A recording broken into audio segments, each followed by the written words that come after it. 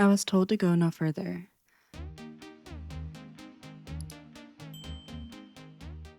Back in 2007, I was a fire investigator for a large paid fire department.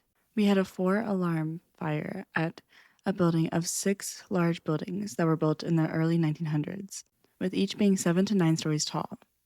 For years, the floors were cleaned with an oil-based chemical, so these buildings were essentially one big matchstick. The fire came in around 2 in the morning. The fire stopped after it destroyed 3 of the 6 buildings. Later in the afternoon, the investigators were having a meeting on site where a captain from one of the engines came up to us and said that he was looking for the fire extinction in the 4th building. He heard, as he described, several blood-curdling screams coming from what he thought was the basement area. He said the water was too deep and with limited lighting, he was unable to do a complete search of the area. By the next day, we knew the water would have drained out of the building, so I volunteered to go check it out. Me, myself, and a big flashlight. I entered from street level, which was actually the 3rd floor with the sub-basement, and then the basement itself, so 5 floors to go down. When the light from my flashlight was not focused, was a total blacked out environment. Couldn't see my hand right in front of my face. No sound other than my breathing and the cracking and popping of the old wooden stairwell I was climbing down. Firefighting is a pitch black job for the most part, so I wasn't freaking out about the lack of lighting. When I reached the sub-basement level, I heard a distant male voice say, "Stop, don't go any further." It came from further down the stairs. It wasn't demonic sounding. It was just a male's deep voice, maybe a little gruff. I hesitated, thinking my mind was playing tricks on me. I remember I took 2 more steps down, and then my heart skipped a beat, and probably beats, because in a more forceful, louder voice it said stop. It wasn't a quick stop. It was a drowned out, very matter of fact, stop. That did it for me. I turned around and started making my way back up to the level I came in. I'll say I was finally scared. I finally made it back out into the beautiful sunshine and told my chief it was just too dark to adequately do a search. I wasn't about to tell him about the voice. He would have told me I was nuts. I'm not sure how to classify this type of occurrence, but I'll go to my grave knowing what I heard. Someone said, I've read of many stories where a person is in a car at a stoplight. As it turns green, they hear a voice that says stop, and they don't proceed, only to see a car blasting through the red light. The voice saves them from an incident. If I were in that situation, I would think of this like that. A voice told you to stop, you did. I think you were saved from something that could have happened if you proceeded. Oh, I just got so many goosebumps. I think I saw death. Yesterday while driving to work, I had the strangest encounter that shook me to my core. As I drove to a roundabout in the middle of nowhere, rural Ireland, no footpaths, bus stop, shelter, or any reason to get out of the car. My gaze was caught by a sight of a man standing on the side of the road. He was 6 foot tallish, medium build, dark-skinned man, very tidy appearance, trimmed and shaped facial hair, and hair and braids pulled back into a ponytail. As a lesbian, even I would describe him as gorgeous. He wore layers of black clothes, same shade of black. It was a lashing rain, and he had his hood down, and he was staring right at me. And the moment our eyes met, my stomach lurched, and the hairs on my back of my neck stood up. He only moved his head to follow the movement of my car. Other than that, he was completely still, with a blank expression on his face. I can't explain my reaction to seeing him.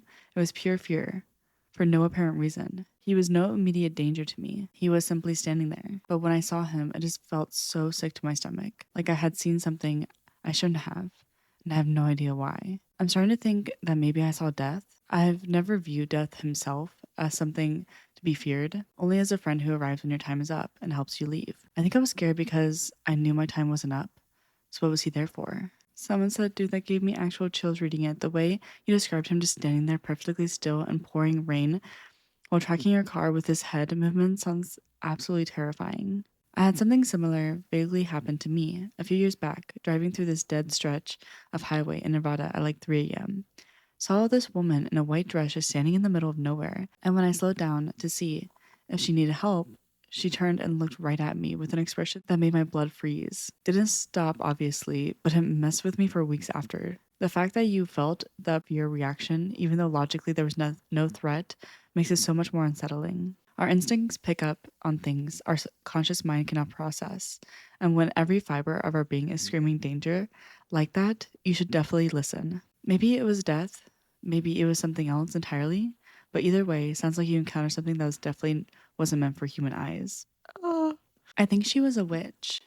I grew up in a very isolated rural area, surrounded by forests and mountains. This village was 60 miles away from a big town. We had bears, wolves, wild boars, usually things you might find in the wild forest in Europe. So I was 15 at the time. Our garage was by the main road, and our house was down a hill, which was 30 minutes of walking, only accessible by foot. It was October around 6 p.m. My dad sent me to get a toolbox from the garage and bring it to him at home. I went there and opened the garage, got to the toolbox, locked the door, and as I was locking it, I looked to my right and see this old lady standing there on the side, just staring into nothing. I said, "Hello." No reason.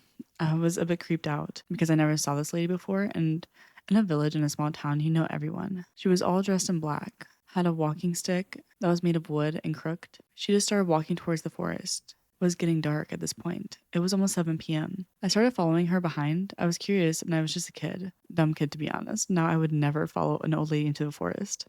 Anyway, this lady was fast, so I followed her almost all the way to the forest and saw her go into the forest, which was up a hill. Who does that? Why would she go there? There wasn't any house in the forest. No one ever went there at night for no reason, especially in that zone where there was so many wild, dangerous animals.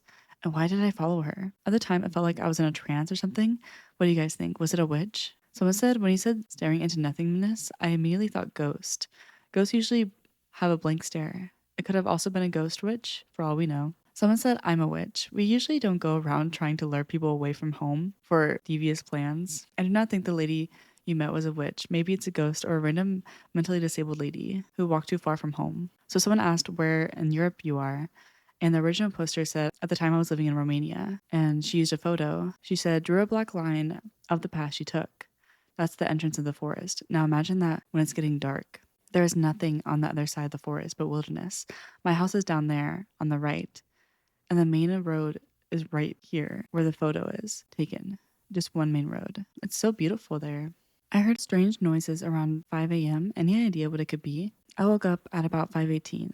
I heard something like as if it was one singular claw just tapping or walking around the floor. Ew. It walked from the kitchen to the hallway right next to my door and went back to the kitchen. I started hearing loud noises that sounds exactly like when one of my cats drank water from her bowl.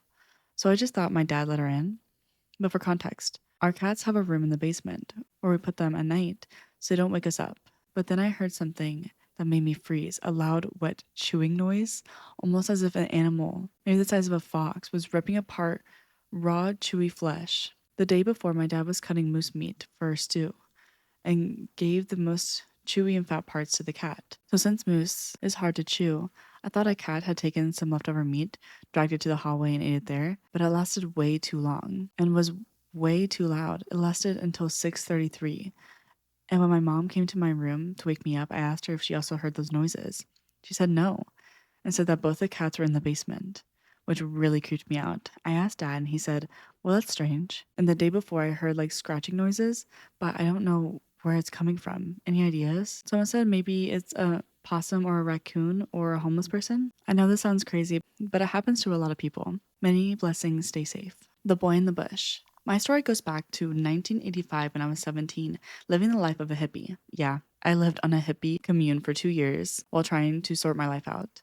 I lived on the commune that was located on the edge of a national park. This commune is located in the northern rivers of NSW. Anyway, getting on with my ghost story. It was a wet Saturday.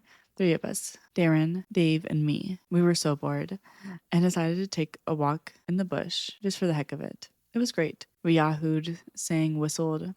Okay, we didn't do any of those things, but we were happy enough to be outside and wandered along an old disused fire trail. By this time, I really had to go to the bathroom, so I told the other two to go ahead. I found a decent tree to pee against and was doing my business. The clouds were low and the rain was drizzling.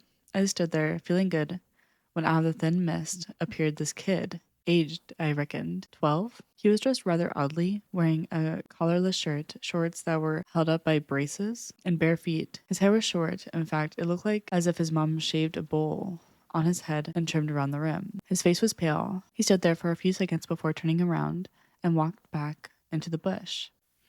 I fumbled at my fly and I shouted for him to stop.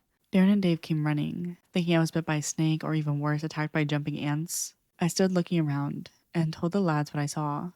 They didn't believe me. That kid was real though. Fast forward a few days, and we were in the pub. They blurted out what I saw to one of the old locals who called me over. The old fellow lived all his life in this town. I reluctantly told him what I saw, and he looked at me strangely. He said, I think I know what kid that might have been. And I said, sorry, might have been? And he said, a boy way back 1924 went missing, and his body was never found. That kid, I believe, who you saw, was my father's brother. He said I went back there again, but I never saw that kid again. True story. Oh,